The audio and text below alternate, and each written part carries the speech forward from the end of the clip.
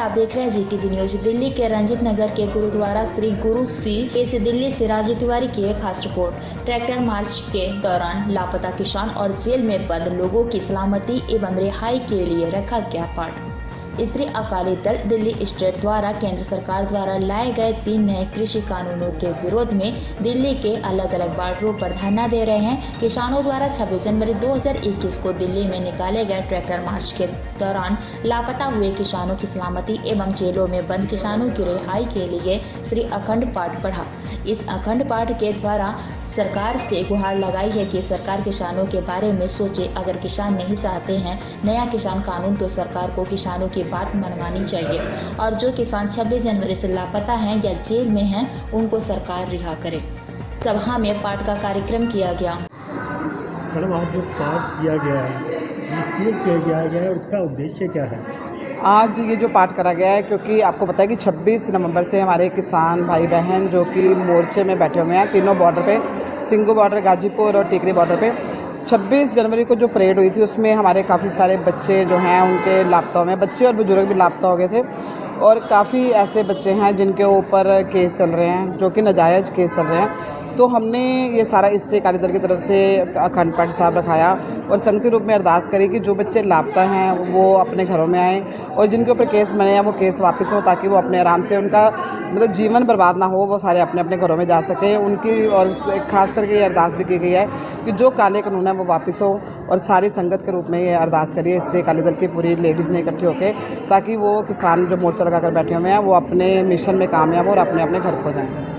आपने कहा कि जो केस लगाए गए थे जिनके ऊपर जो रैली के अंदर थे वो केस वापस हो, मगर ये तो अभी जांच का विषय है। जांच के कौन दोषी है कौन नहीं दोषी है आपको? देखो, हम तो जैसे मेरे को इसलिए पता है क्योंकि मैं सोशल वर्कर भी हूँ, लोगों में रहती हूँ। कुछ बच्चे परेड देखने गए थे, उनको वहाँ से वो पढ़ के उनके पास 16 धारा लगा दी गई, जबकि उनका कोई कसूर नहीं है, उनके पास कोई प्रूफ भी नहीं है। या तो ना पुलिस के पास कोई प्रूफ हो।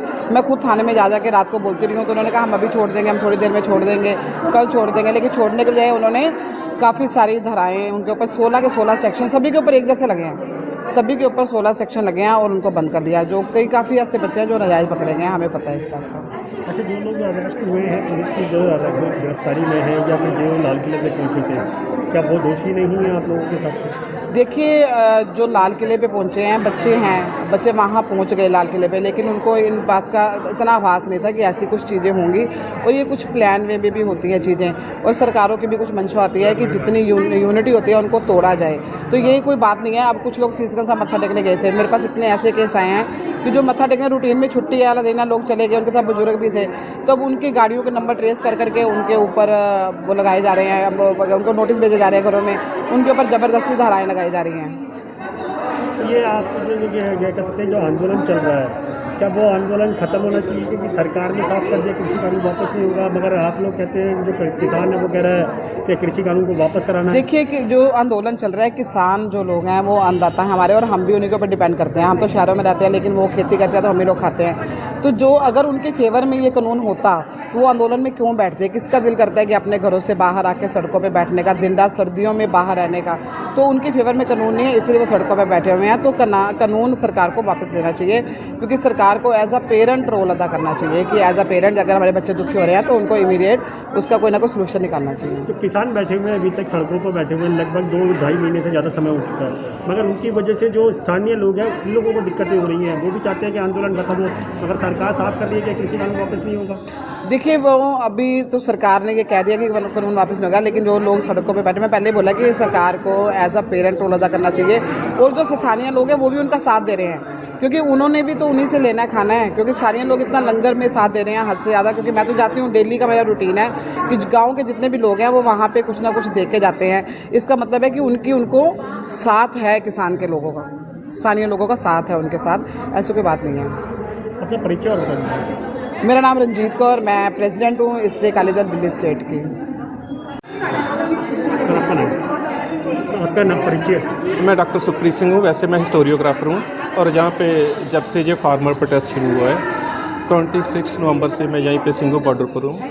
आज जो गुरुद्वारे के अंदर पाठ किया गया, क्या किसानों की जो जब तक रिहाई के लिए उम्मीद की जा रही है, या फिर कहें जो किसी आंदोलन चला था उससे कितना फर्क पड़ने वाला है, और जो पाठ से क्या क्या दिखाना चाहते हैं आप? देखो, पहली बात तो ये थी कि जो शहर के लोग हैं उनको बताना बहुत ज़रूरी था कि जो फार्मर लॉज आ रहे हैं इनमें जो एसेंशियल कमोडिटी एक्ट है उसका केवल किसानों पर नहीं बल्कि जो आम खपतकार हैं उस पर इसका क्या प्रभाव पड़ेगा। सो पहली बात तो ये लोगों के साथ शेयर करनी बड़ी ज़रूरी थी।